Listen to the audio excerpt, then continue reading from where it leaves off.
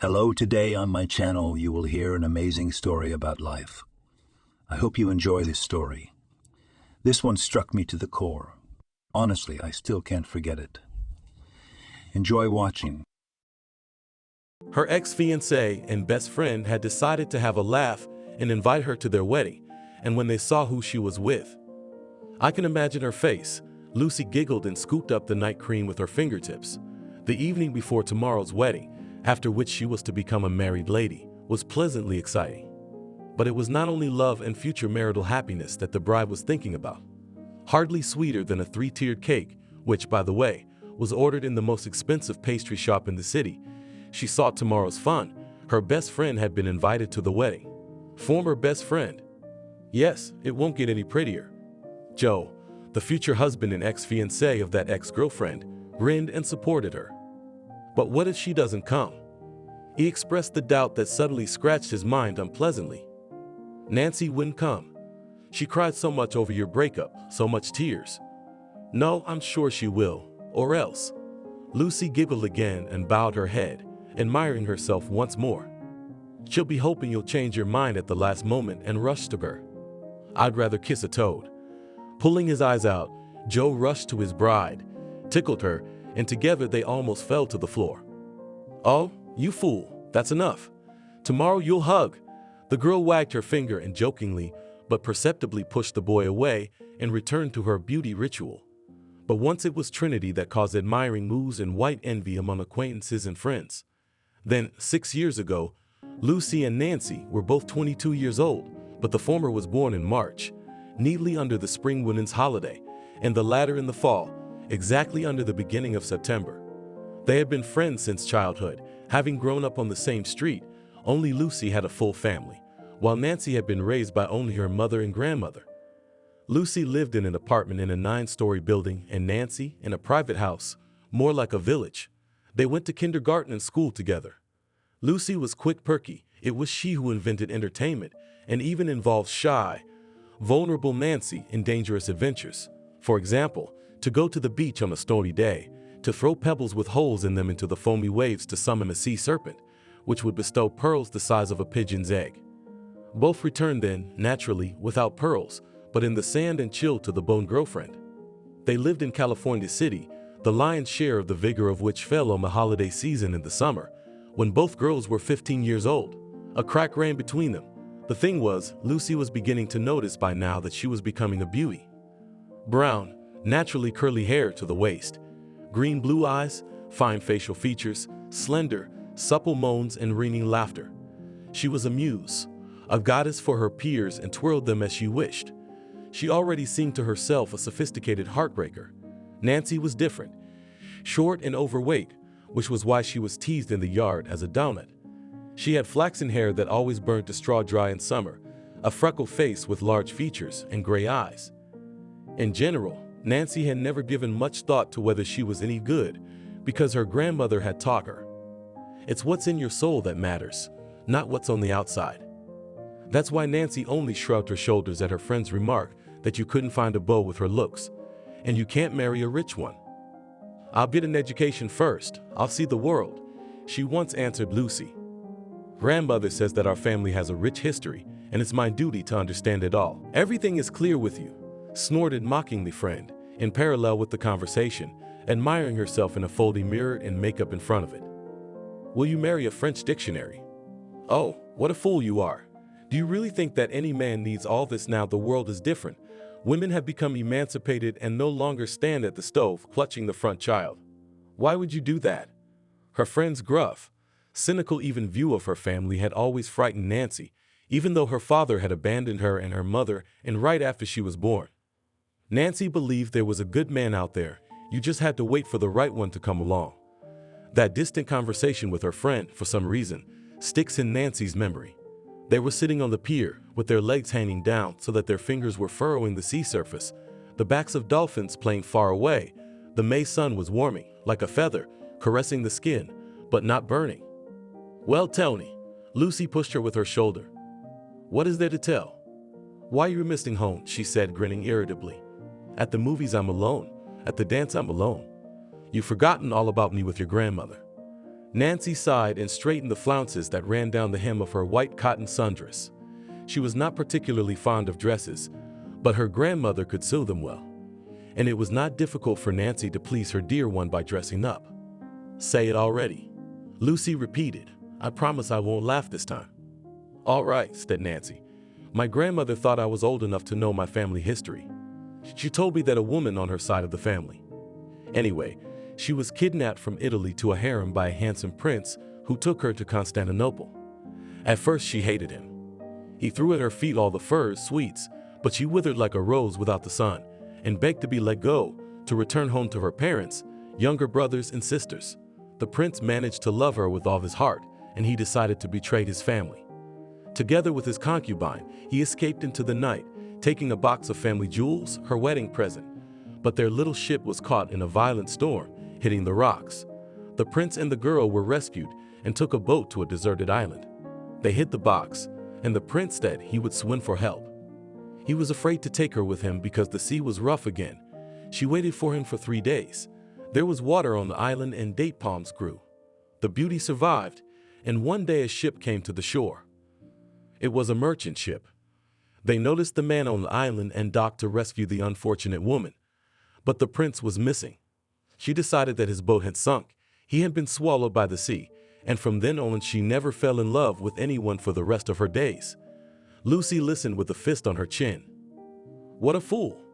That prince must have gotten cold feet and gone home, or he could buy 100 more concubines. Nancy blinked rapidly, almost crying. No, it wasn't like that. He died tragically, unable to find his love again. That's my family's story. That's how it really happened. When was that? About 500 years ago. Yeah, my friend, Nancy said, your grandmother really messed you up. If you go through life with that kind of attitude, you're going to get dates. Nancy jumped up and down, showing her fingers above her head with her horns BBBB. That's the kind of man you'll meet. All right, that's enough Orientalism. I grabbed her arm and pulled her up. Come on, boys. I've been invited to an ice cream parlor. What boys? Hugh and Tony from our yard, Lucy explained in a low voice. I'm picking them out. And the one I don't pick, you can have, she said graciously. But Nancy only shook her head at the suggestion, and her soul blushed. After graduating from high school, the young friends began to choose where to study next. Nancy had long ago decided that she should become a historian specializing in European history, as Grandma had once been. Her friend did not approve of her decision, because what kind of career a historian has? Lucy herself was going to study management. First, in the economic university, as she thought, there were all chances to meet someone who in the future will become a businessman. Secondly, it would be possible to get a job in an office, again for a businessman. The result was seen as one, a successful marriage with this businessman. Carefree life of a favorite wife, and that's it. During this period of their lives, they began to see each other less often, but they were still best friends. It was always like that, as if some unknown force was pushing them to each other. However, the change of age, and the girls had already turned 18, brought something new to their union. Lucy savored all that youth had to offer and did not study very hard. She took advantage of being good and basked in the attention of admirers. Nancy was just glad to be a little smarter every day and took on more and more of the household chores. All the more so because her mother's health was failing and the back she had suffered in her youth was making itself felt. Still, Lucy wanted Nancy around at all times. Only the latter didn't realize that since recently, her best friend had begun to see her not only as a vest and a person who was always ready to help, but also as someone whose own beauty shone brightly against the background of her unassuming appearance.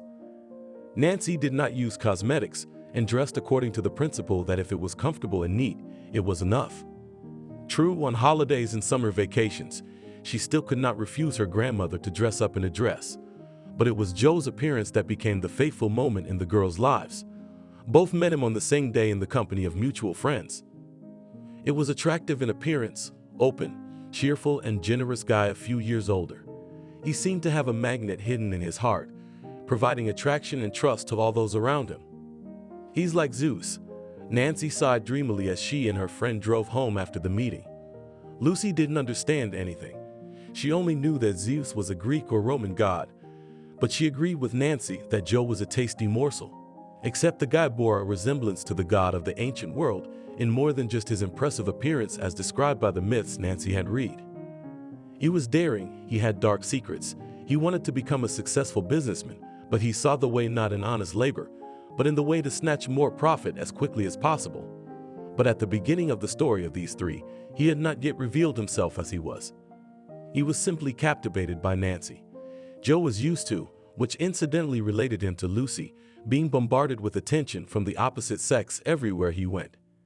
He realized that Nancy was fascinated by him, but the modest girl was afraid to start a relationship, and besides, she was very busy, with a diploma on the nose.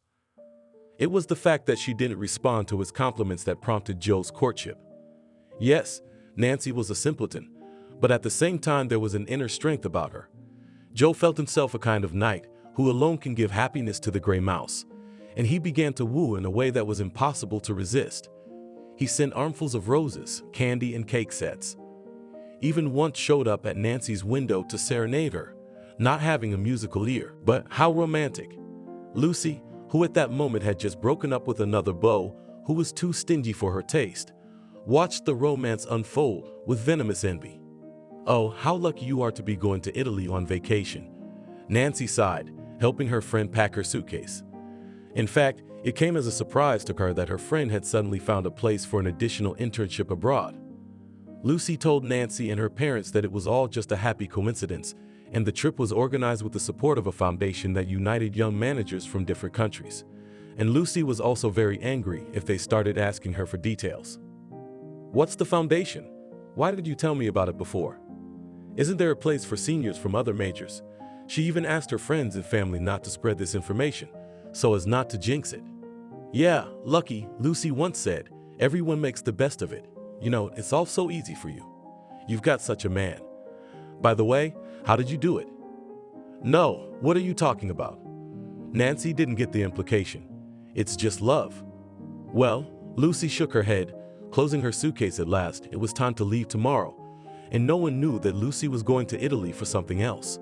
Just one acquaintance showed her photos and videos of beautiful life, presented herself as a living proof, and sent that if Lucy is a liberated, daring girl, then in summer you can work much more interesting than waitressing.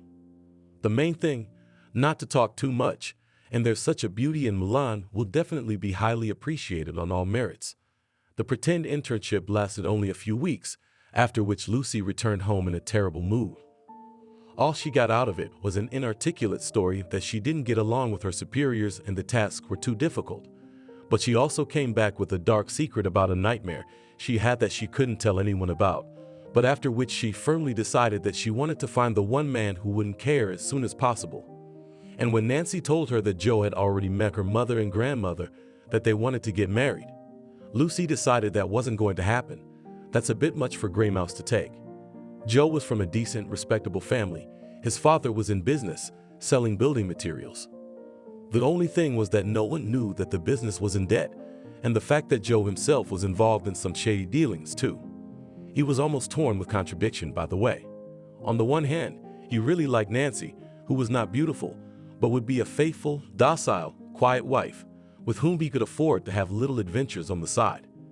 And then Lucy took the initiative. Unsuspecting Nancy thought that her best friend was getting closer to her fiancé out of concern, wanting to make sure that he was a good guy, would not offend her in the future. Already planning the wedding, Nancy was sad that she couldn't get married in Italy, in the garden where the orange trees bloomed. They decided to have the dress picked out at a salon, but Grandma was adamant about the veil. "I'll make it myself, since you didn't trust me with an old dress. At least don't insult me with the veil." Nancy was embarrassed, mumbling something about not having time to sew a long, complicated dress. She agreed enthusiastically about the veil, and her grandmother promised to embroider it in a silk pattern with orange blossoms. By the day the veil was ready, Joe had cheated on Nancy with her best friend, and after a night of betrayal, he realized, "What a fool I was. Why marry Silly Mouse and go out with others when you could have a beautiful wife right away?" Now Nancy's naivete seemed foolish to him. Her modesty irritated him. He realized that he would be ashamed to show himself to people with such a one, and to live, a stoic, who saves on everything, wants to communicate, and after marriage with his mother and grandmother constantly nightmare. Mother-in-law plus another old woman. Joe didn't realize how he got into this in the first place, and one day he informed Nancy that it was over between them. He told her while hugging Lucy around the waist, who laughed in her ex-girlfriend's face. "Nancy, I'm sorry, but he would have been taken away anyway. You should be thankful you didn't lose Joe when you had kids. He and I will be happy because we're alike. And you? Oh, look for a librarian or an archaeologist or something. You're living in antiquities, you're covered in dust." And she laughed at her own joke. Lately it seemed to Lucy that Nancy had gone mad because her grandmother told her all sorts of nonsense, supposedly that there was a family legend about how to find the Turkish prince's treasure. Nancy believed it, and for this she was definitely recognized as a fool. Those who betrayed love and friendship, they expected tears of ugly tantrums, but Nancy only looked carefully, turned and walked away. And it was like an insult to them. And then Nancy's mom informed her daughter that her father, who had abandoned the family, was sick, divorced, and belittling her first love save. Nancy's mom packed her things and went somewhere almost to Kamchatka to her ex-husband. And Nancy herself left the city to continue her studies in the capital. She decided to become a candidate of science. If Lucy had thought to ask anyone for advice about what should be present in the wedding day of the bride, then among the answers would certainly not include a triumphant mocking revenge on a former friend. In fact, if there had been anyone else to ask Lucy frankly, what had Nancy done? What had earned her such treatment, such a burning desire to humiliate now? She would not really be able to say anything intelligible, because just like that, yes, just like that, she did not like Nancy. She had missed her happiness, had surrendered without a fight. She had simply disappeared. In fact, she had not allowed those close to her, those who had betrayed her, to enjoy her cruel triumph. It was just a moment of evil triumph. And then Nancy just disappeared, gone. And now, as if getting even for the fact that the victim had shed few tears in front of them, she somehow suffered little and decided to consolidate her victory, the triumph of her beauty and femininity over her former best friend. I found the address through distant acquaintances and sent an invitation. I don't know if it'll get there. That's why a shadow sometimes ran across Lucy's face as she waited for their turn to enter the wedding hall. Nancy still hadn't shown up among the guests. Of course, there was the option of still driving up to the banquet, but still. Oh, how she longed to witness the specific moment her former lover would become another man's spouse. "Come closer," waved his hand photographer, who captured the bride and groom on the steps of the Palace of Marriage. Despite the +26, clear sky, the wind was almost hurricane-like. The bride's bouquet was almost ripped out of her hands, forcing her to hold awkwardly and wanted to fly up the long dress, the 3-layer skirt of which was supported by such a crinoline that it would be envied in ladies of the Victorian era. "The photos will be very original," promised the photographer, fluttering among the gathered and paying attention to everyone. More than 30 people came to the wedding, relatives, colleagues, friends. In short, Joe has not regretted a bit that he took under this family event credit. It's just like people. "And you will not miss your turn?" Aunt Brittany asked again. She was Lucy's great aunt, and secondly, godmother, and on the rights of the latter, apparently, decided that she could advise the girl from A to Z how to live. "No," the bride replied sharply, rolling her eyes in anguish. "Oh, what a woman you are." Aunt Brittany wiped her eyes with her handkerchief. "So young, so beautiful. Take care of your happiness." "Please don't start," the bride said, her eyes rounding mourningly. More guests. Brittany turned her attention to a white car pulling into the parking lot. "Who's that?" "Wait, Nancy!" exclaimed, attracting the attention of the bride, who at that moment hotly argued with the photographer that no, the groom would not take her in his arms, because he would drop her. Joe, offended by the doubt in his powers, was already rushing to pick up the bride in his arms. The guests were laughing all around. At last, one by one, they turned their attention to the new arrivals. Lucy and Joe saw them. It was indeed Nancy, but how changed. It was hard to recognize her in this tall, slender, elegant lady with platinum curls, dressed in an elegant, navy-colored cocktail dress, a slip. And she was not alone. Nancy was walking under the arm of a head taller, statuesque brunette with a sculptural, manly, handsome face, dressed in a dark blue suit, a three-piece. They walked leisurely, stately from the parking lot, and all those gathered at the wedding, without exchanging opinions, agreed that this is a very spectacular couple. A powerful wave of magnetism seemed to emanate from the young man, and he was about 35 years old at the most. "Hello, friend," Nancy said as she approached with her companion and handed the dumbfounded bride a bouquet. It was a marvel, a florist's art, an interweaving of soft pink lilies, white hyacinths, and decorative elastic strings studded with artificial pearls. The bouquet looked like a huge shell that had opened its precious core. Lucy grabbed the bouquet, but she hardly looked at her friend now, because she recognized him. This man was a man from her past, that epitome of a nightmare. It seemed to Lucy that she was floating in the clouds, and now she was rushing towards the ground, falling, because she recognized him, and now a wave of chilling terror surged up from her heart to her throat. What if he were to stretch out his hand now and say, "Groom, guests, look at the bride, she's beautiful. You know what she did in Milan a few years ago, I'll tell you. It's very interesting and spicy." But instead the man smiled and bowed his head. "Allow me to congratulate you. You're the most beautiful bride I've ever seen," and kissed Lucy's hand. No one saw her knees trembling under her dress. The girl's lips quivered and smiled. "I didn't recognize it. I didn't recognize it. Hooray! They're coming out." No personalized end of the world now. Joe, too, was shocked by what he saw. But unlike his fiancé, he didn't know Nancy's mysterious companion personally. He didn't pay any attention to him at all because he couldn't take his eyes off Nancy. She had changed. Gone were the slouch, the crooked teeth, the thin hair. There hadn't been that slim figure before. And Joe's legs, he swallowed his saliva. Could it be that this beauty had once been his entirety? No, of course not. But who knew that Nancy, his Nancy, could be like this? In the meantime, the guest, who was unexpected to all but the chief celebrants, was already greeting the others who had gathered.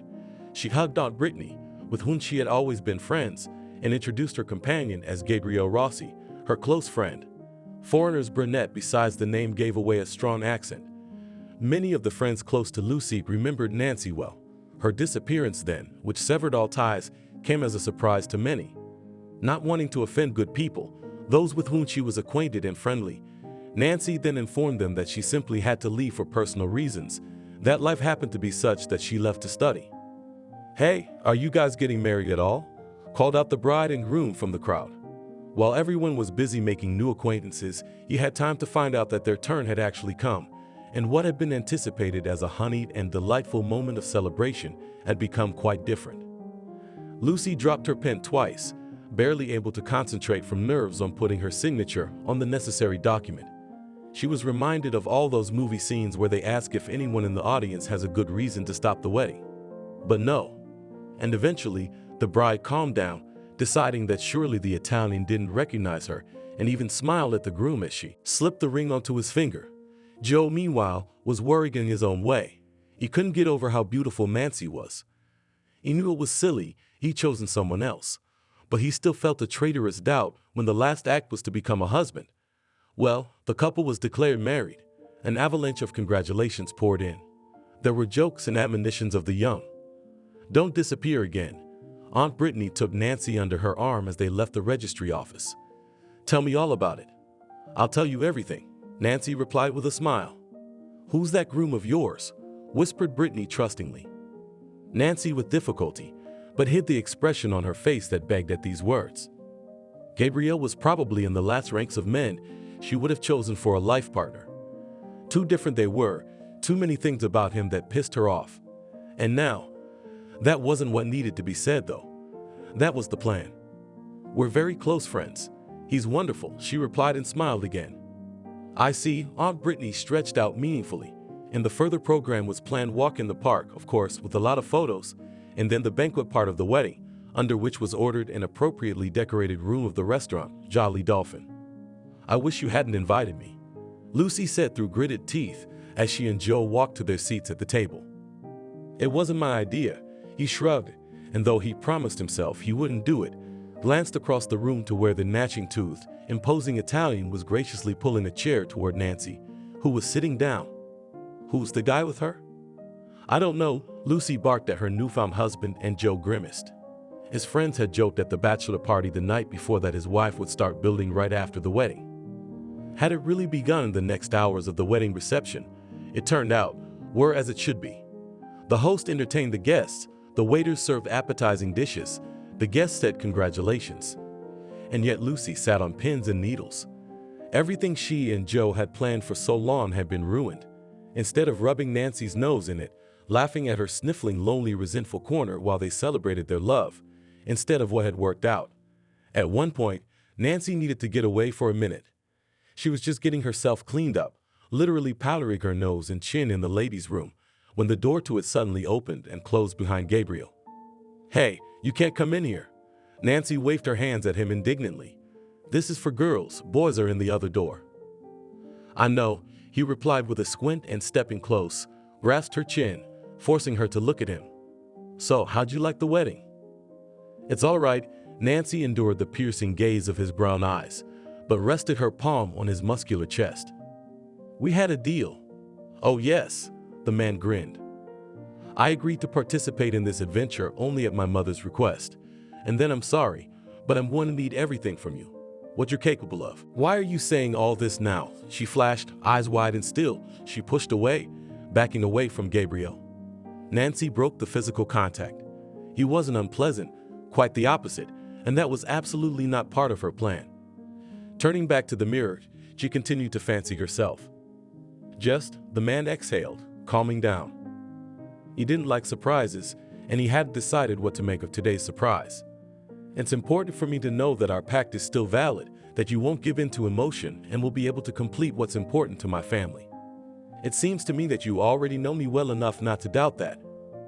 Indeed, in the mirror, Nancy caught his mocking smile. "Sorry, just wanted to make sure the sight of all that," waved his hand in the air. "Vanilla happiness to you wouldn't distract you, wouldn't throw you off your mood." "I would never let them do that," she said stubbornly.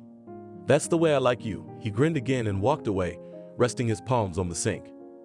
Nancy took a deep breath and exhaled. Then again, who is she lying to?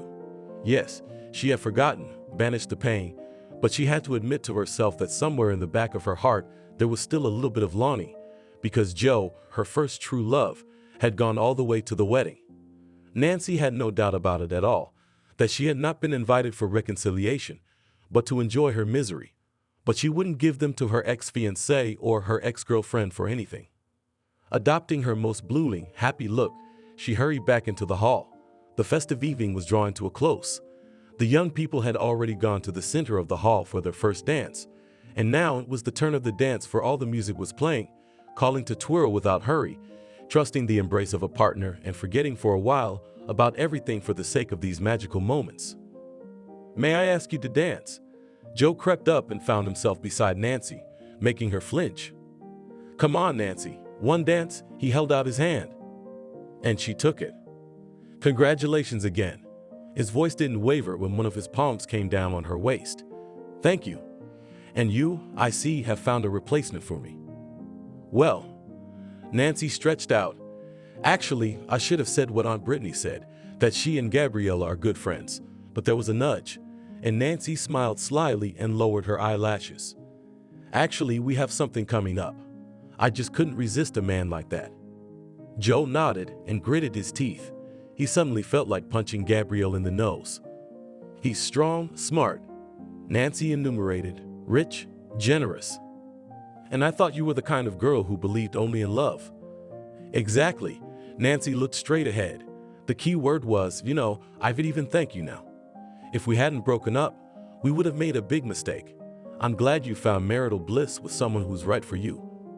And in the meantime, the bride, who had finally become a spouse, was also invited to dance. Gabrielle did it in such a way that everyone saw and heard, so Lucy had no choice but to agree. The man led her, confidently and yet gently. He looked her straight in the eye, and under that gaze Lucy grew darker by the moment. It was as if she were trapped in a trap, ready to slam shut at any moment. You have a very beautiful, unusual face," said Gabrielle. "Haven't we met anywhere before?" Lucy jerked in his strong arms, the fingers on her palm clenched like predatory claws, and the palm on her waist pressed harder, drawing her into the dance. Closer, so close it was on the edge of propriety. "No," she pulled away, smiling through the force. "I would have remembered you for sure." Gabrielle smiled, and they danced in silence for a while, and then he leaned into her ear, saying quietly, Well, no wonder you have trouble remembering all men. I remember you well, Bunny. You were a funny, silly rabbit. Why didn't you wait for me?" The song ended and the couple stopped. Gabriel stopped and let go of Lucy, brought her hand to his lips, and kissed the icy fingers and handed away like nothing happened. "Hey, are you all right? You look pale." Nanny's friend called out to Lucy, holding out a glass of cherry compote. "Here, drink it." "Thank you." The young wife took the glass and swigged it. Now she knew for sure inviting Nancy to the wedding, she had made a big mistake that would probably cost her her marriage. But as if all that hadn't happened wasn't enough, at the end of the banquet another event occurred, namely the tossing of the bride's bouquet. The unmarried ladies flocked together, and together they resembled a motley company of hummingbirds, where each of the birds was eager to get all the nectar into her beak alone. Lucy, deciding that all right, that's the way it was, but it's her wedding. If Gabriel had lived to hurt her, wouldn't he have found a way to deal with the one who ditched him naturally all these years ago? He would. So, after settling down, Lucy decided to make the most of her wedding joys and tossed the bouquet up and back. Some of the men scrambled to the sides with laughter. The girls without wedding bands squealed. Nancy hadn't intended to be a part of all this. She'd just somehow been drawn into the crowd. And then somehow the bouquet literally knocked her on the head and she caught it. "And there's our lucky lady," exclaimed the announcer, and the less fortunate girls began to congratulate Nancy, and she looked confused. The bouquet, of course, is just a beautiful study, but the presenter raised his finger meaningfully upward. "Little does anyone know, maybe we'll be partying at another wedding soon." Congratulations to the lucky beauty. That was the last straw. Lucy had no doubt that her former best friend had done it on purpose. But why not? She herself, was only now thinking about how she would have acted in her shoes. Finally, when the wedding was over, everyone started to go home, and Lucy and Joe went to their new apartment. It had been bought 6 months ago by Joe's father, but only a week ago they had finished the hastily delayed renovations. And as her husband carried her across the threshold, she thought about going to the notary. Joe had promised that he would sign over part of the apartment to her, and then she thought about the fact that Nancy would never invite her to his wedding, no matter how well she pretended now. And the thoughts turned to Gabriel. And then it got scary again. Lucy's words, thoughts, and attitude were not what a young wife should have the evening after the wedding. All that remained was to hope that all anxieties would be forgotten on the wedding trip to Greece, which was to take place a few days later, on one of the nights preceding the events that would follow. Lucy had a strange dream, as if it were a vivid dream of all the experiences of a few years ago, when she had, in her present mind, an absolute fool, accepted a job in Milan. She saw herself young and naive, who enthusiastically looked at everything around and almost licked at the windows of boutiques, anticipating what will soon be available to her luxury. Barely got used to it, having settled, by the way, in a luxury hotel, as she was contacted by an acquaintance of that acquaintance that sent her to work, explained all the nuances, once again assured that safety and confidentiality is guaranteed, and showed a photo, said where the first client would be waiting. And then Lucy's mind flipped a switch. She suddenly refused, saying that this man was not her type and in general she was not feeling well, not well acclimatized. The manager named Clairou grinned and said it's okay, it happens to newcomers. And the next day she offered another option. Lucy refused again. Then they explained to her strictly and in colors how much they had spent on her flight and hotel, reminded her that they had given her money on credit for pocket money, and asked her how we would repay the debt. Lucy cried and said she changed her mind. She suddenly realized that she just cannot go for it all, because one thing imagination sees himself a courtesan, but in reality it became clear that it is impossible to overpower, as if a barrier of some kind, just disgusting. That's the way it is with anyone, for money. Lucy said she would return all the jewelry, brand handbag, and shoes, said she could also call home and have money sent to her urgently. Claire wrinkled her plastic surgeon's nose and said that they were sending just anyone, but then she agreed, only she gave her conditions. One night's work. That's not what I'm talking about, stupid, I shouted at Lucy, who was roaring again. It's just to be the centerpiece of the party. You'll be a waitress at a private party. There will be serious people there. They have their own ladies. All you have to do is smile, serve drinks. One night and you can go back, she finished harshly. I agree, the girl said, sniffling and smiling. She believed that everything would end like that for her. When betrayed by her first love, Nancy reached the capital. She had to make a tremendous effort to get off the train, because it seemed to the girl that it was necessary to rush to the edge of the world, and maybe there she would find salvation. Maybe, as her grandmother used to say, it's not only time that heals, but distance as well. In that case, she should get as far away from the man who had broken her heart as possible. It was her grandmother whom she trusted, opened up to, gave her advice to leave, to change her surroundings, and at the same time to occupy herself with something in which she was truly strong. But it was also Grandma who said you can't be a sissy. Casey's grandmother never swore at all, and the harshest word that her granddaughter Nancy had heard from her was smudge. That's why the girl did pull herself together, and her grandmother also gave her the address of some good acquaintances of her youth.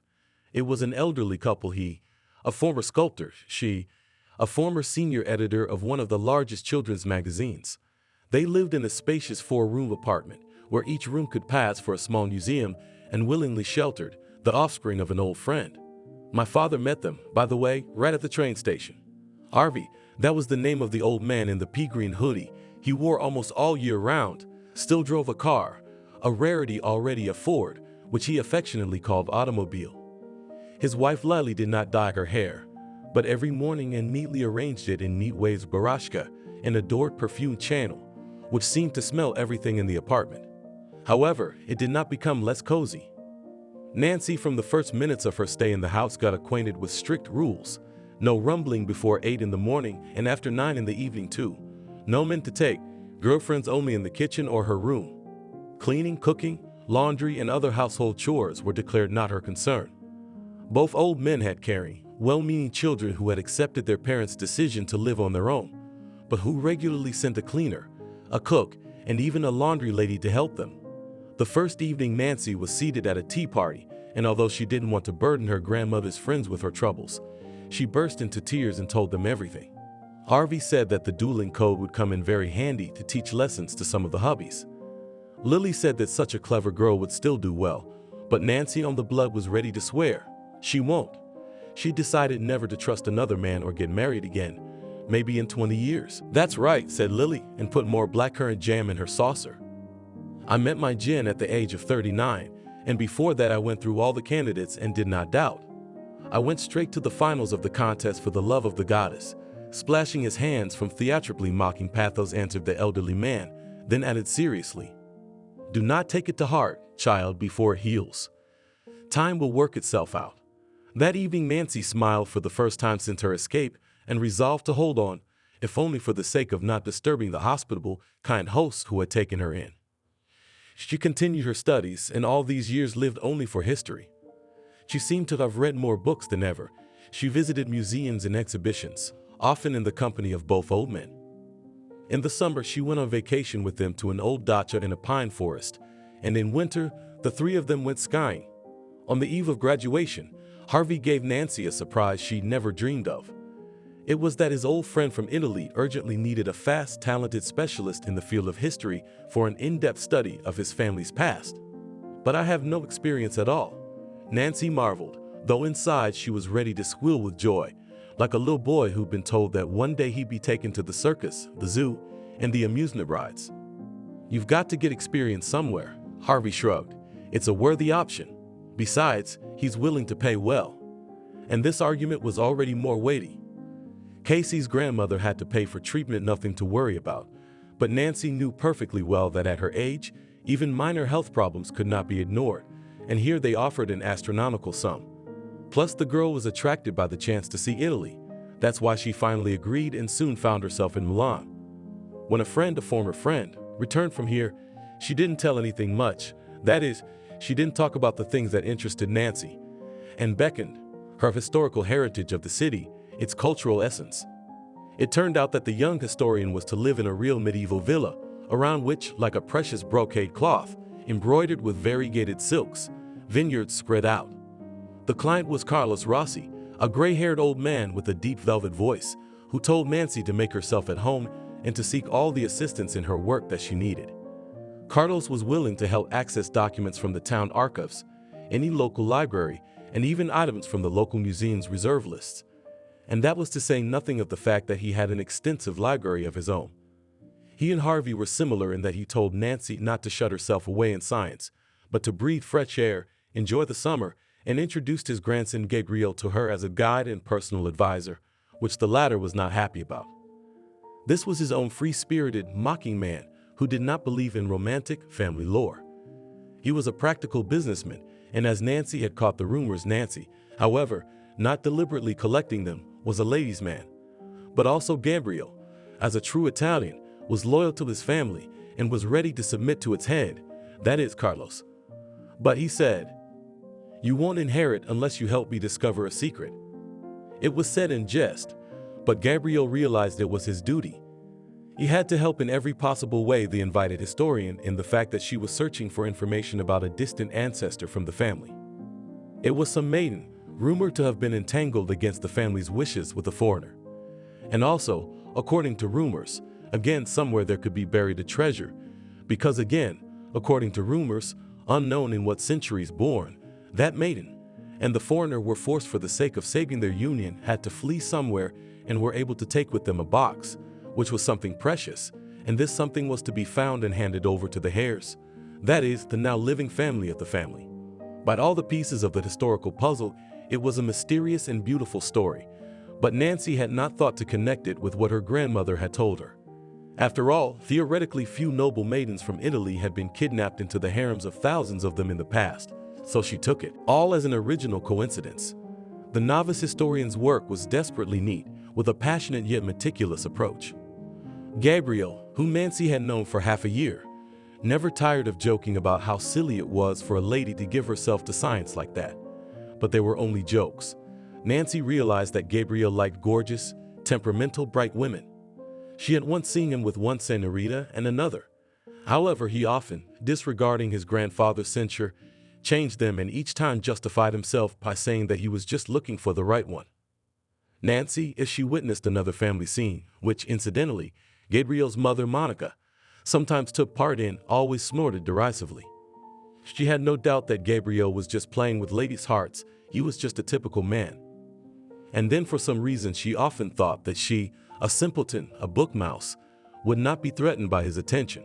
So be it, it's even better. In the villa besides these people from the family no one lived. Gabriel's father spent most of his time where he owned a chain of hotels, and Gabriel's grandmother had passed away a few years ago. It was from his grandmother. An American by birth, Gabriel had learned Nancy's native language so well.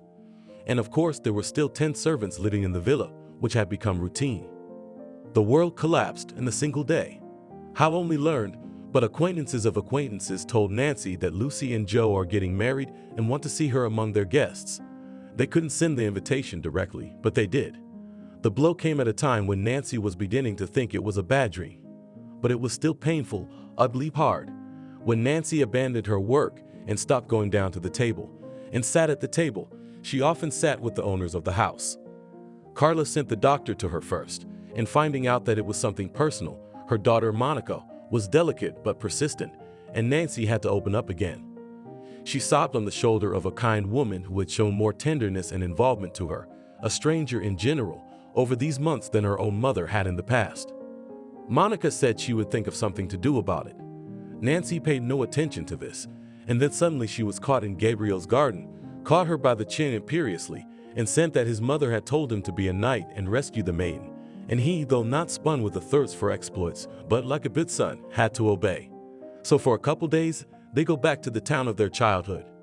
Nancy will go to the wedding, where she will rub the nose of her former fiancé and traitorous friend. The girl was shocked by this turn of events and rushed to Monica. No, she didn't want that at all, but she said that someone here was a fool, and she wanted to help. Monica had a knack for persuasion, and Nancy, who had been kept awake for the past night by the nightmares Joe was vomiting up time after time, agreed. Monica, however, didn't stop there. She personally took Nancy to the beauty parlor, because the girl did not care about her hair at all, yes, also helped her to choose a decent dress for a guest at the wedding. But on the eve of her and Gabriel's departure, something else happened. Nancy had finally managed to put together the scraps of information found in letters and other historical documents, and she was almost certain that the answers to all her questions were on one small island off the coast of Greece. It's fate, Carlos explained. It's a sign from above. Nancy did not understand the reasons for his agitation, his impatient excitement. And then, taking her hand, and for some reason placing over it the hand of Gabriel, who was standing near her, whom Carlos had called to learn the news important to the family. In this way, for some reason intertwining their hands, the old man said, "By the way, their family has owned this island since the end of the 19th century. Once it was bought to open a small boarding house. Then it served as a summer house, but then it was abandoned, and now it is just a piece of land, overgrown with heather and other wild vegetation. It is necessary to organize an expedition there and immediately," said the head of the house, but then hesitating, added, "Naturally, as soon as you, my dear, have settled your personal affairs." On principle, Nancy wanted to cancel this very personal matter. It seemed so foolish to rake up the past, but Monica was near. She would not allow it. She had taken Nancy at her word that she would rub her ex-girlfriend's nose in it and show her ex-fiancé what he had lost. It seemed that Monica, as a mother, was not at all embarrassed by the fact that Gabriel had to play the role of a lover. She even found it amusing. "Let him at least pretend to be capable of serious relations," she said of him, though he was sitting here in a burgundy velvet armchair with his leg over his leg. "I am capable when I find the one," he answered, and bent his sable eyebrows. Gabriel: "No, I can't do that." Nancy resented such a plan. "I'll go, but I'll only introduce Gabriel simply as my friend. That will be quite enough." "Well, all right," agreed Monica with a sigh. "Friends are different, you know." Perhaps an elegant hint of understatement would do as well. Returning to her hometown seemed to Nancy to be a blow. Everything here seemed to be a reminder of unfulfilled dreams. But contrary to expectations, when she went out on the street near her home the day after the wedding, she realized that she remembered many things, but only those that had nothing to do with her foolish young love. When Nancy was 5 years old, the private sector was still denser then, not crowded by the modern city, and many people kept some animals that didn't require much space, like geese and goats. And here one flock of geese Negri, under the command of a formidable leader, disliked the girl on an even place. If they noticed when they trampled to the pond with a meadow or bag, they were on the outskirts of the city, so the whole flock chase. Nancy would run back with a squeal, and often at the gate she'd run into Casey, who was attracted by the noise. Casey laughed while her granddaughter hid behind her skirt, and the neighbor's geese she could deal with quickly. She would shout loudly, and they would scurry back. Grandma Casey was terribly happy about her granddaughter's return, and she felt as if she had drunk an ocean of tea with mint and chamomile. So suddenly she felt calm, finding herself in the room where her childhood and youth had passed. Despite her 81 years of age, my grandmother kept young and even in the hospital lay strictly preventive. She also said that her granddaughter's companion would live as a guest dear to them, period. Nancy bit her tongue about the fact that she did not mind to take a break from the society of Gabriel, who did not leave her indifferent. She didn't know how her grandmother would get along with the Italian's cool temper. But it was grandmother. At home, she took Gabriel in her stride from the start, without any further resistance on his part. Nancy only shook her head. Was this some kind of granny magic? "Breakfast, young man, must be a full breakfast," grandmother said sternly the morning after Gabriel's arrival, when Gabriel wanted to limit himself to a cup of espresso, and sat him by the shoulder on the table, where cottage cheese, homemade cream, berries from her garden, pancakes with ham and cheese, bread generously buttered. "Yes, Denora," nodded Gabriel, and like a good boy, which made Nancy's eyes pop out, began to eat it all up. And this is a man who could spend a day on green smoothies just to keep his figure and complexion, you see. When they got back from the wedding, Grandma tactfully didn't ask her granddaughter Casey about anything. She knew that sometimes events were better told if time had passed from them troubling the soul. Gabriel was caught, sat down on the old, but the most favorite grandmother's sofa in the living room and loaded with family photo albums. Naturally, they conversed in Italian. And although Nancy wasn't really listening, she had nothing better to do than listen to Gabriel's chatter. But she caught what her grandmother was saying about her, Nancy, in her childhood, and also, of course, on that day and the next, that it was decided to visit, talk much together, and of the historical research to come. Grandmother asked for details, shook her head, and for some reason looked slyly at Nancy. Then in the evening, on the eve of the flight to Greece, she came into her granddaughter's room, sat down on the edge of the bed, and stroking her head, spoke. "Casey said that love that didn't come true is always painful. She knows it herself. I was in love with a tractor driver," I grinned, "the first guy in the village, but irresponsible in terms of the female sex. I would have broken my fate if I'd married him. When I found out he was getting married, I stroked his head again. I wanted to bewitch him. But then I listened to my grandmother, Leslie, and she said that love is the only thing a man is truly given for life. And since it slipped away from me, then it turns out that she was not real, not the one, who by fate is wise your great-great-great-great-great-grandmother. Well, Leslie was. So don't spoil your eyes with tears, granddaughter. Books will do it for you, children's pranks for which you'll shed tears sometimes. I may never marry or have children at all, Nancy muttered, but without much protest. You will, shook her grandmother's head. Just give yourself time, but don't let fate get in the way. She may knock so insistently that you want to drive her away. What was the last thing that was said? I didn't understand. And when Grandma went out, she fell fast asleep. If Nancy and Gabrielle had arrived at the airport an hour early the next day, they would have had time to run into Lucy and Joe, who, by some amazing coincidence, had to leave for Greece on the same flight. Only the former was flying business class and the latter economy. And in the queue like this, went out to stand up and on landing so to go that they did not notice each other. The collision was almost head-on at the airport of arrival. Nancy exclaimed. Lucy, a friend gasped, but what are you doing here? Honeymoon. The girl, who was not happy about the meeting, pressed her lips together. She had no sooner thought of the worst than the worst loomed up. Gabriel returned from the cafeteria, where the lavender-haired Rafe was taking his companions. With a dazzling smile, he greeted Lucy again, and she really wanted to fall onto the ground, but had to dill on a smile back, and then also with a pitch from her husband, because Joe was a man who would not refuse the best and was the first to ask. A ride to the hotel in a customized Nancy and her companion's limo. It was another coincidence. The two couples had checked into the same hotel. The secret of Joe's special relationship with the Italian was simple. He wondered if such connections could be used profitably in his business. Couldn't you read the better one? A wedding, by the way, is once in a lifetime. Lucy attacked her husband. We almost didn't get into the room. It was a standard inexpensive room for two with the view of the garden, and Nancy, as it was learned, settled in the presidential suite overlooking the sea. A nightmare, a disgraceful outrage. Lucy was totally freaked out. A honeymoon. What a month, even just 2 weeks.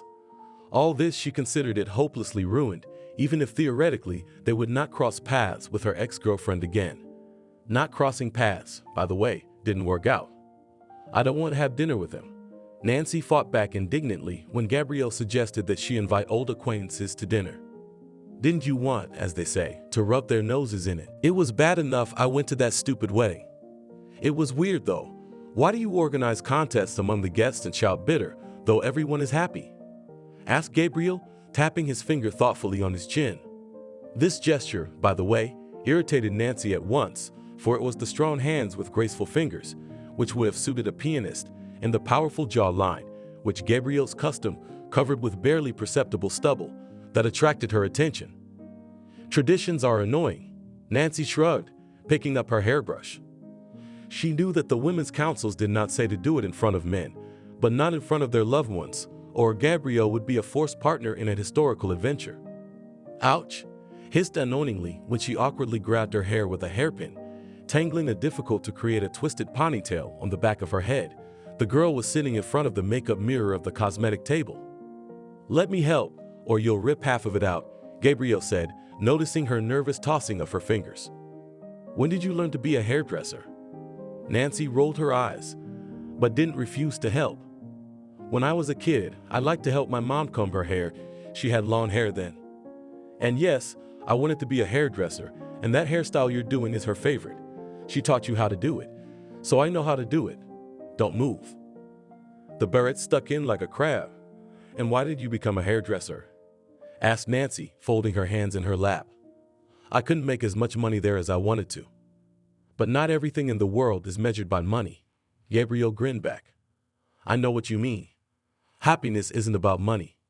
Yes, but what about the fact that money can pay for treatment at the best doctors, give children a good education, see the world? Without it, thousands of opportunities are closed off. Soon we'll know the truth about whether I'm worth anything as a historian. Nancy translated the conversation.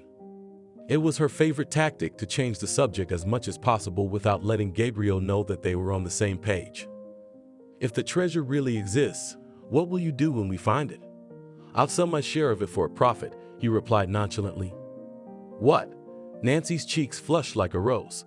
But these are the rarest items. They belong in a museum. Does the museum pay well more than private collectors?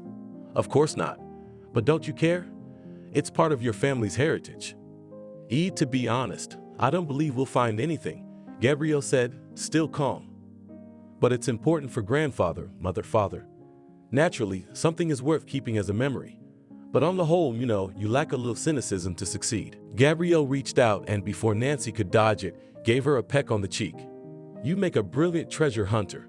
Eventually, we agreed that after attending the wedding, it would be rude not to have dinner or lunch together, especially since they had to leave for the island in a couple days. All that remained was to wait for the other members of the expedition. Naturally, all the formalities had been agreed upon earlier, and Gabriel had enlisted the support of local lawyers in case the treasure was found. For dinner was chosen a small cozy restaurant on the roof of the hotel, from where there was a magnificent view of the night city, and most importantly, the port, wherein the silver moon path swayed at the pier like sleeping seagulls' yachts. Lucy would never have gone to that dinner.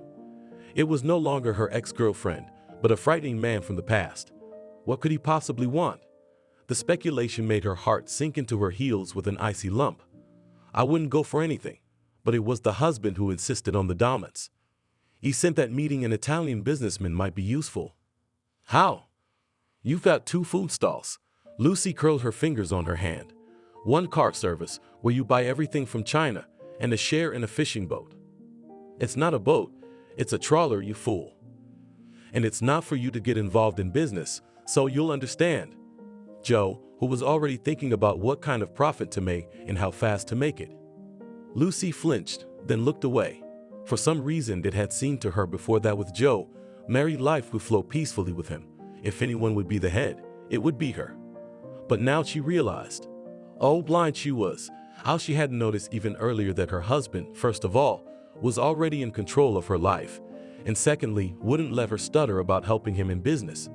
No matter how much Lucy said that she had a good education, Joe hummed and barked that these papers, her diploma, mean nothing, that real business is not done in this way, and added that he did not marry his wife to jump somewhere there. She should stay at home, keep cozy. Going to the notary for a gift for the apartment, by the way, Joe canceled, saying that why tire later, as soon as he returned home, everything will do. Only Lucy did not know that he did not want to do it at all, because then it comes out that in a divorce the wife could take half of the apartment. And Joe has already firmly decided he will even the business slowly transfer to someone, so that the profits dripped only to him on the accounts, so that in case of what to put barefoot. Because Joe had long ago decided Lucy could be a good wife, if once pointed her to her proper place and do not let her down from it. At the restaurant, when the order was finally taken, the conversation began about a little of everything. Nancy talked a little about her studies and her life. Lucy shared news from former acquaintances. Gabriel, since it wasn't a big secret and even some of the press had gotten wind of it, said that they were doing a little archaeological historical research. So there's a treasure there, Joe marveled. Who knows? Gabriel shrugged. Maybe there's a couple tons of gold and a chest of diamonds buried there. And he also said casually, without a backward glance, that it was a lot of work to collate, to find sources in archives, to use ancient maps. He caressed Nancy for sitting up late on them, and even though it was time to go to the island tomorrow, he would work after dinner tonight because he wanted to make sure that she was not mistaken, that they would look where they needed to look. Suddenly, Joe took to checking his cell phone and rounded his eyes. I need to return a business call, urgently. I'll step away, maybe for a long time, but you guys eat here without me, he said and walked away. Lucy saw her husband off, perplexed, as he seemed strangely fidgety to her. However, she could not think about it for long. Opposite sat the one who had already let her know that he knew her terrible secret, and by the time dessert arrived, her husband had returned. She made her decision because she seemed to have guessed what her tormentor, from whose clutches she had escaped, needed. One day the next morning, when the sun had already risen into the celestial azure, but the heat had not yet broken into a blindingly scalding voluminous flood, Nancy told Gabriel that she would go to the harbor early, to wander a little and unwind. He agreed. He himself had some things to take care of in the remaining time. Last of all, Gabriel took to packing up the table of papers Nancy had been working on during the night. So tired that she had fallen asleep with her head dropped on her folded arms, and he had literally had to carry her to her bedroom, carefully remove her shoes, and cover her with a blanket. It was nice, though it would certainly have been easier to wake her up, but surprisingly, the girl didn't scold him for such familiarity. In the morning, they checked into a room with 2 adjoining bedrooms. It was comfortable and at the same time allowed them to keep within the bounds of propriety. Somewhere on the desk were to lie a few 18th century maps. Actually, they had long since been digitally copied, stored on her laptop, smartphone, and cloud storage, but the very fact that they were missing was odd. Gabriel searched everything as they vanished into thin air. He was distracted from his search by a knock on the door, behind which Lucy was suddenly revealed. The man raised his eyebrows in surprise. "Good morning. Can I help you in any way?" Instead of answering, Lucy squeezed past him into the room, and when he closed the door, stepped toward him, threw her arm around the man's shoulder, and with the other reached for the ties at the top of her dress, robe, pulled the bow, unfastening. "You found me. You said you found out. But I begged, don't reveal the truth to my husband, and I'll agree to anything." Breathing this out, she reached out to kiss him, but inwardly shuddered in disgust at her own helplessness. Back then, in Milan, Lucy had simplistically thought this would be the most ordinary party she'd ever attended in the form of a waitress. She was used to it, except instead she and the other girls had been given lacy black mini dresses, black silk long gloves, and funny, silver brocade bunny ears. The uniforms left little to the imagination, but gritting her teeth, Lucy decided that she would keep quiet in the corners and where there were more people. Except that of the people at the party, there were only men and their companions. Lucy had spent little time in this world, but it seemed to her that these were girls who were neither wives nor sisters, and not mere guests, but such as serve as ornaments, as tempting entertainment. For a while she was only serving drinks and snacks, but then in one of the halls, where, by the way, there was a mysterious and to some people frightening semi-darkness, she felt the man's insolent hands on her waist. Lucy blurted out that she was just a waitress. "I'm not," she exclaimed, forgetting her English. Then she remembered the foreign language. "Please, I'm just a waitress. That's not why I came here." "Don't play with me," grinned some bearded, bald, fat man and clenched her wrist with a dead grip. "Enough of this, you're all paid in advance." "Oh, I see." He grinned again, ignoring the fact that Lucy was already shaking hysterically. "You want a tip? Well, you're gonna have to work for it." None of the surrounding guests were going to help her. The other girls in waitress uniforms or expensive clothes looked away, pretended it was nothing. "Leave her alone, Adolphe, she's mine," came a strong, velvety male voice. Its owner rose from the sofa, approached and literally took Lucy from the hands of the bald man. I was the first to notice her, put my arm around the trembling girl's waist, and brought her back. "Eyes bitter, she belongs to me." "Let's go," he said imperiously to the sniffling bunny and led her down the street, away from me. They silently sat down in his expensive car and promptly drove out of the territory of the mansion. "What's your name?" "Lucy," she responded, shrinking into a lump. "Do you have your papers on you or did they take them?" "In the hotel room," she sobbed. "Please let me go." "I'll take you there now," he nodded. "In the morning I'll be waiting for you in the lobby. Take your passport with you and your things. Don't talk to anyone and don't open to anyone." "Do you want to go home?" Lucy nodded hurriedly. "Then you'll be a good girl and do as I say. Cover yourself up." He handed the girl his cloak as the car pulled up in front of the hotel. Gritting her teeth in fear, Lucy threw on her clothes without even saying goodbye, jumped out of the car and disappeared into the lobby. And in the morning, by the time he was waiting for her, Lucy had already left Italy. The girl packed a few things, took her passport and counted her money. Here, there was barely enough for the return ticket. And now, after all these years, when it seemed that other things for which he was inexpressibly ashamed had faded into oblivion, he had found her. Gabriel stared in amazement at the girl, and suddenly, grabbing her by the shoulders, he pulled her away from him not particularly gently. "What are you doing?" asked angrily. "You wanted to then," she whispered, clamping her eyes shut as if he could hurt with a look. "What did I want?" Gabriel didn't understand. "You bought me." Lucy almost shouted and told me to expect you in the morning, and I ran away and came home. Please don't say anything to my husband. I'll do anything you say. And then Lucy heard something very different from what she expected. Quickly, so as not to become hysterical, and clearly Gabrielle explained to her that then she had misunderstood everything. Yes, he had actually attended that party because he needed to talk to a business partner who was there to shake off the fatigue of a bad deal that had been his fault. Gabrielle said that he was not a visitor of such places in principle. He saw Lucy's condition and realized that she was not the kind of person who came to this party willingly. He decided to help her and said he bought the girl time so she wouldn't be prevented from leaving. Then that night, he actually found Annabelle's manager in a hurry and paid her ransom for the stroppy beauty. He was also going to give the girl the money in the morning and see that she flew home without adventure. He wanted to explain what she'd gotten herself into, but he missed it. And yes, he admitted that he'd acted like an idiot when he let her know at her own wedding like that he found out. But he did, he admitted, have an excuse. Part of him was angry. Angry about what? Lucy didn't understand, who could hardly believe that this was how it was. For betraying her best friend, Gabrielle sighed. He clarified that he hadn't meant to be intentionally hurtful. He hadn't thought she'd take it that way. He apologized again, admitting to himself a second time that he was an idiot. Just because you have a past that your husband can't know about, Gabrielle shook his head. Don't worry, I won't tell anyone, not even Nancy.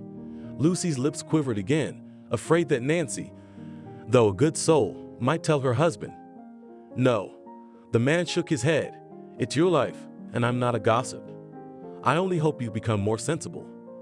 And while we're at it, why did you invite Nancy to the wedding? The feeling overwhelmed Lucy to the brink. She did cry and admitted that yes, she wanted to poke fun at her ex-girlfriend. It's stupid, it's me. Yes, it was like that, but now she realized how low it was. I'll tell her myself. Tonight, she said firmly, wiping away wet mascara smudges. Perhaps the conversation should be postponed. Gabriel glanced at his watch. We sail in half an hour. I apologize, but I have to go. Yes, of course, Lucy nodded. Something's wrong, she clarified as she saw Gabriel going through the papers on the desk again. Lost some maps. Not really necessary, but I hate to lose things like that. Treasure maps. It hasn't been proven that there's anything there yet, he shrugged, deciding it was a waste of time to keep looking. Gabriel finally picked up the bag with the necessary things and left the room, and Lucy with him. The girl suddenly wondered whether the missing cards were not connected with the fact that yesterday her husband had left the table so suddenly, or whether it was just a play of disturbed imagination. The partners chosen by Gabriel for this important expedition arrived on time, but the departure was still delayed for a couple of hours. It turned out that some supplies had to be replenished, so that the time on the island would not be spent in deprivation. And for all these troubles, one man had never noticed how one man sneaked onto the yacht and hid in the hold behind bales and crates. He, being in a difficult position, decided that this treasure was a gift of fate. All he had to do was to arrive on the island, and while the botanical scientists were digging carefully, and Gabriel said that the real search would begin only tomorrow, Joe decided that he himself, under the cover of night, will find the treasure. No swimming back, of course. He had already decided that he would simply call a boat from a boat company from the shore, and that's when he'll be happy with the treasure. The destination of the expedition, that is, the island of Michigan, which received its unofficial name for its elongated narrow shape, was at a decent distance from the coast and barely visible as a small speck on the horizon. And now here said nothing of its former resort appeal. The little house had long since dilapidated, becoming essentially a ruin. There was no mooring at all, so, unable to moor a yacht at the very shore, it was reached by several boats. How is it possible to own such a beautiful place and forget about it? Exclaimed Nancy, and as soon as she had stepped ashore, she spread her arms and spun, laughing, into the azure sky, where the clouds were chasing the shepherd's wind with sugar lamps. I have no idea, Gabriel shrugged, who cared little for the local views. He was looking at something on a digital tablet. My father wanted to sell it, but prices had dropped. We pay little tax on the land, so the island just exists. I vacation here every summer. Nancy sighed. Before they could start looking for something, they had to set up a camp with tents, a place to cook, and everything they needed. There were still tools and equipment to disassemble. Everyone appeared to be at their limit, and the time to evening flew by unnoticed. Before going to her tent, Nancy decided to wander along the shore some more. The girl immersed herself in memories of two legends, the one her grandmother had told her and the one woven into the Rossi family history. Surprisingly, there were many similarities. And yet, Nancy sighed. Her story is a little prettier because it has so many of those lovely romantic details. Just the detail that among the treasures the prince wanted to give to his beloved, whose name was Kathy, was a unicorn. During the Middle Ages, many people believed in this animal. I wonder what he was, or if it was some mineral passed off as his rock or tapestry. Already returning to her tent, Nancy thought she caught a glimpse of a glow higher up on the hill, where the entrance to the cave they wanted was, but immediately decided that it was true. It was just a glimpse, for all the members of the expedition had not yet moved out. Meanwhile, Joe had finally reached the shore. He was terribly lucky that there were still boats on the boat, and that the man left on board was sound asleep. Joe was an unimportant rower, but of course the motor could not be started, as it would give him away. By the time he reached the shore, he felt as if his back would break in half. With a grunt, the man grabbed the shovel and flashlight and headed upward, cursing under his breath at the rocks under his feet and the thorny, dense bushes. Joe had learned enough and had no doubt that he could very well find the treasure alone before morning. For if there was one in this cave, it must be on the very surface. It could not be otherwise, for those who buried it had not carried a pickaxe with them, as Nancy had told the legend. At last he entered the cave, looked around and shook his head. What fools down there, wasting money on all that stuff, scientists, when in fact it's easy to just come and dig. And immediately, putting the flashlight on some ledge, Joe got to work. "Nancy, wake up!" Nancy stirred in her sleep and nearly knocked over the mug of coffee Gabrielle had brought her right into the tent. "Hey, shh, it's okay," he added in a soothing tone when the girl finally sat up. "I'm sorry." She took the mug and took a sip, squinting. It seemed that her head should be clearer now. "I just don't like being woken up. But it's such an important day." He shook his head and sat down next to me, also with coffee. "I believe that today we will celebrate the triumph of a young and talented historian who will finally erase the last white spot in the history of the Rossi family." "You've got a carload and a cartload of them," Nancy said, but not angrily.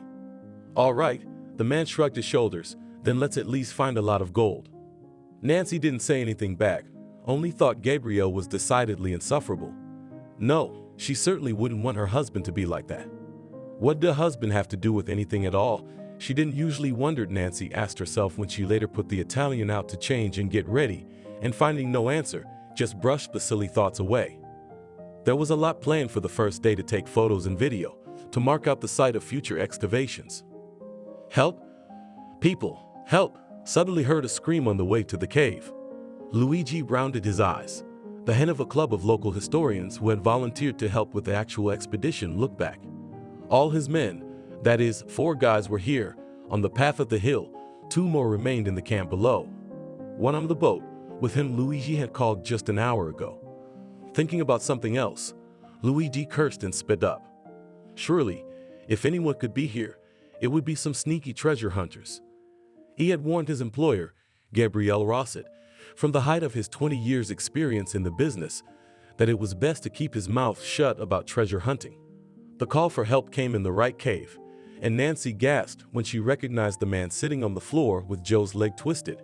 Luigi was about to lash out at him, puffing up with accusations of invading someone else's private territory and demands to tell him who he worked for and who else was here. But noticing that Joe's foot was stuck in a small crevice in the floor of the cave, he quickly changed his plan of action. The man, whoever he was, had to be rescued. His leg was dangerously swollen.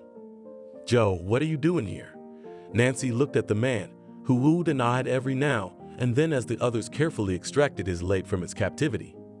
He had already started digging and had dug up the whole floor of the cave like a mole, but then, which was not surprising for the night, when the only lantern was shining, the seeker of other people's treasure simply fell in, twisted his ankle, and could not pull his limb back out on his own. In general, Joe was very painful and frightened that night, because he thought that if those downstairs, this Italian millionaire, suddenly for some reason changes his mind to look for treasure, it turns out that he will stay here at all. And Joe took off his jacket with the phone in the pocket, which could call for help, when it became hot from digging, and left it aside, where it was impossible to reach from the place of the natural trap. "I have the right as a tourist to visit the islands," he said at last, when his leg was released, and glanced angrily at Gabriel, who could hardly contain his laughter.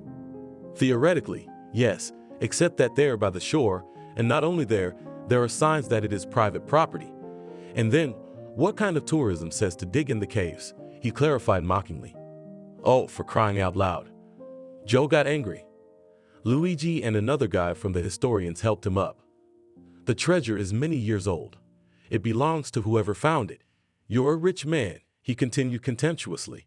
"And what should we, the working people, do? I have a business loan. Do you think it's easy to do it alone now?"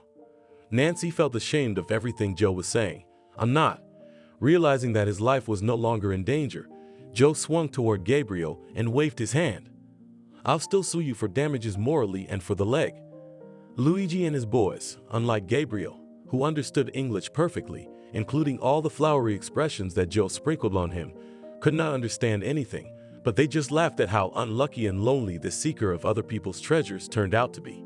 And they realized it because Nancy had told him that Joe had only found out about the possible treasure last night. Naturally, no accomplices.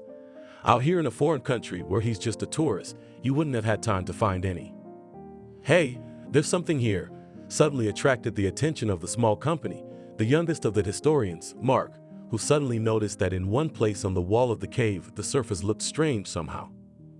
It was as if it had been scratched long ago. The guy lightly just touched there and realized that there was a cavity in the wall, which was covered by a stone. "You, take this one downstairs. He needs to see a doctor," said Nancy. "Is there treasure in there?" Joe craned his neck. He knew he'd never get anything from the treasure, but he was just curious. "I'll stay here for a while. You guys go look for it. I'm sure you won't stay too long on my account, I'm sure," Nancy said sparingly to her ex-fiancé. "I'll sit here on the rock." Joe nodded and decided not to drag him down. It only took a slight prying of the rock for it to fall out, and behind it, covered with dust, was a small wooden casket. Wait, Nancy came to her senses. How on earth could she have forgotten all the rules? Hurriedly started taking pictures, took out a tape recorder. Luigi and his company in principle also understood how to work seriously, but that was theory, and besides, here and now were private excavations on private territory, so the rules could be a little neglected. An argument arose and faded, and it was decided that the chest should be opened immediately. It was carefully carried to the exit of the cave, and at last the dilapidated lid was lifted. For several minutes all gazed at its contents in silence. "A treasure," Joe exhaled admiringly. "How can I put it?" Nancy, who had already pulled on her gloves, was examining one of the dozens and dozens of coins found in the chest. "They're piastres, but they're not even silver. They're not worth much. They're worth about $20 each. If they'd been minted a couple of years earlier, they'd be worth 10 times that. What else we got here?" Nancy picked up an antique locket and gently ran a brush over it. "Here is a portrait of some girl," she exclaimed, and her heart beat faster. Could it be the one described in the legend? Then the historian's attention was attracted by the last object, something wrapped in an almost decayed codpiece. It just scattered in her fingers, but when Nancy saw what it was, she cried out in amazement, for she held in her hands a fine porcelain statuette of a unicorn. The little horse with a precious gilded horn fit in the palm of her hand, and the girl was shocked because she had expected to find anything but this. A unicorn that had nothing to do with the legends of the Rossi family, but belonged to her own family's history. Luigi and his team stated that in their memory, this was the first treasure found so suddenly that almost jumped into their hands. And while, of course, if one were to act according to all the rules, much more should have been done, but first it was decided to ferry Joe ashore. Gabriel told him that, in principle, there's a responsibility to trespass, but he realizes that some people acted foolishly, first of all. And secondly, today's too good a day for a showdown. And besides, I'm just letting you go out of respect for Lucy. I don't want to spoil her honeymoon," Gabriel added, which made Joe sour and wondered unkindly, what does this guy have to say? Or, I guess, about his wife. And Joe realized he was sorry Nancy had become like this. She'd obviously gotten prettier over the years, more confident, and now, clear as day, she was with this Italian millionaire. The yacht was already docking in the harbor when Nancy's phone rang. It was Lucy. "My husband's missing," her ex-girlfriend sobbed, clearly in a panic. "I've searched everywhere, he's gone without me. He left a strange note saying that justice would be served today and that I should pack my things." "Nancy, do you know what's going on?" There was no one else to call Lucy here in Greece. Nancy and Gabrielle had originally just wanted to take Joe to the clinic, but now Nancy couldn't help herself and told her friend all about where her hubby had been found, and justice finished after she had cooled down a bit. Perhaps he thought he had more right to the treasure. Only his logic I don't understand at all. That was the end of the conversation. But Lucy also specified to which hospital Joe was being taken to with his leg, and said she would come and take care of him, finally getting rid of the peculiar and harmful ballast. Gabriel and Nancy could go about their business. They had yet to return to the island to continue their excavations. True, after 2 days it turned out that the chest was the only treasure, but no one was sad about it, because the discovery was enough to seemingly confirm a beautiful legend from Gabriel's family's past. But Nancy was restless about the unicorn and finally decided to reveal this detail from her grandmother's legends to him. "But that's just the way it is." She shook her head. "Oh, that's what it turns out that our families that they were related once. The girl on the locket is a redhead, and in the legends Katie was the same." "Why do you think that's impossible?" Nancy and Gabriel stood on the pier, watching the storm slowly play out to sea. The island was now out of sight behind the fog. Nancy didn't think it was impossible. It would just be terribly strange and also a little hurtful.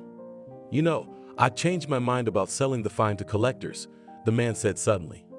"Oh, that's wonderful." Nancy sighed. "Your mom and grandpa will probably love it. What about you?" "I don't get it." "You'll like it if the unicorn stays in the family."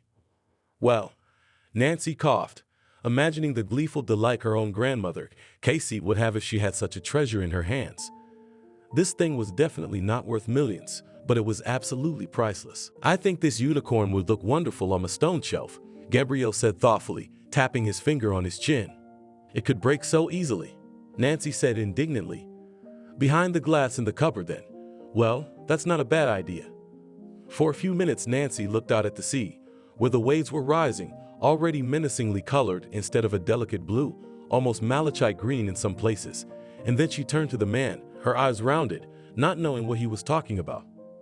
"You don't think that after the wedding I'm going to leave your grandmother to live alone, away from her granddaughter's great-grandchildren?" "No, honey, she's moving in with us." "What wedding? What do you mean us?" Nancy was completely confused. "Our wedding, of course, you know." Gabriel's fingers caressingly traced the girl's face and gently but firmly grasped her chin. "I have no intention of letting you go. You've rattled my nerves enough," he continued with a smile. "Showed how bold and daring, independent, kind and correct. So I decided that's the kind of wife I need. My mom, by the way, with you completely agree." "What?" "Yes." Gabriel sighed. "She told me not to come back until you forget the scoundrel who betrayed you, and until you have this on your finger." With these words, the man took a black velvet box from his pocket, and from it a ring with a diamond in the center, surrounded by sapphires. "Marry me," he whispered, looking into Nancy's eyes sparkling with coming tears and joy. "And I swear I'll go anywhere with you, even all over the world. Marry me to be happy and loved every day. I know I should have done the right thing sooner. I should have asked you out on a date first, something corny and romantic. Wouldn't you? Like a restaurant and then a movie. But I promise we'll do that later. Let's start our romance tonight." "Gabriel?" Nancy breathed out, finally deciding not to cry because her heart was finally content with nothing but pure joy. "Where were you before?"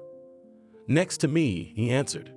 "I agree," she said, and in a moment she forgot how to breathe, for the ring was on her finger, and then she inhaled a full breath, and it seemed that never before had the air been so delicious, so fresh, just soaked with the feeling of something unknown, something expected and certain coming. The next day, when Nancy had barely awakened and was immediately amazed that her love and happiness were not a dream, there was a knock at her room.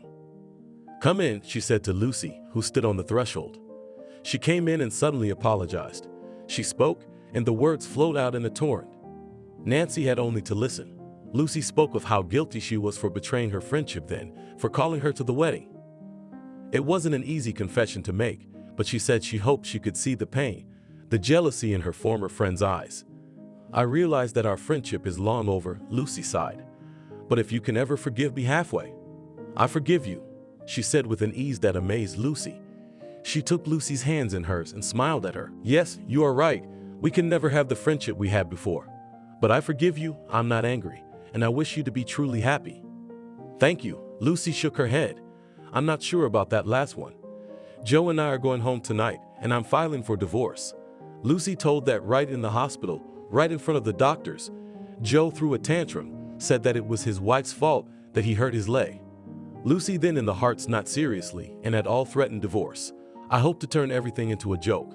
And the husband said, in general, Joe painted in colors that he prepared and she will not get anything. He said he planned to live his life so he wouldn't have to give her anything in the divorce. He also said that he wanted Lucy to take out some loans for his business. That's when she decided to get serious about the divorce. Lucy noticed a ring on Nancy's finger. You are. I'm a bride. Gabriel proposed to me, said the girl. Lucy was silent for a few minutes. She knew already that after all the forgiveness, it was even a very generous gift, but she would definitely not call Nancy to the wedding. Good luck to you, Lucy said quietly and, lowering her eyes, left the room. She had to pack her things. She felt more alone than ever. A week later, Nancy and Gabriel returned to Italy, and another 3 months later, there was a solemn, lavish wedding ceremony. Nancy's mother, unfortunately, could not come. She did not want to leave her husband, because without her he would drink again. Her father turned out to be an alcoholic. Nancy was hurt, but had to accept it. Harvey and Lily couldn't make it for health reasons, but they were shown the whole wedding by an online video broadcast. For the wedding, Nancy chose a long mermaid silhouette, ivory-colored dress from a famous designer, but the veil was the same one, embroidered in orange blossoms, that her grandmother had crafted for her. Casey's grandmother was amazed at how the two families' histories had once been intricately intertwined, and she agreed to move in. Her health was failing, and the farm had been run down for a long time, and somehow she and Gabriel's grandfather hit it off. That is, at first they argued a little on trifles and important things, for example, deciding what to name the child Nancy and Gabriel. After all, soon after the wedding it turned out that Nancy is pregnant. And then somehow it all worked out so well that Carlos just proposed to Casey. What's going on? Gabriel raised his hands to the sky when his wife told him the news. Hey, you don't think my grandmother is good enough for your grandfather? Nancy jokingly poked her husband's chest with her finger. Oh no, sweetheart, Gabriel gently hugged his treasure. It's just quite amazing how our families have come together after so many centuries. I love you, Nancy sighed. I love you, Gabriel replied and kissed her gently on the temple. They were sitting on a sofa in one of the living rooms, spending a cozy evening by the fireplace, and in front of him on the glazed reinforced shelves noted the same unicorn statuette. Thank you for watching this video to the end. Subscribe to the channel. Like it, write comments if you like the story, and see you on the channel.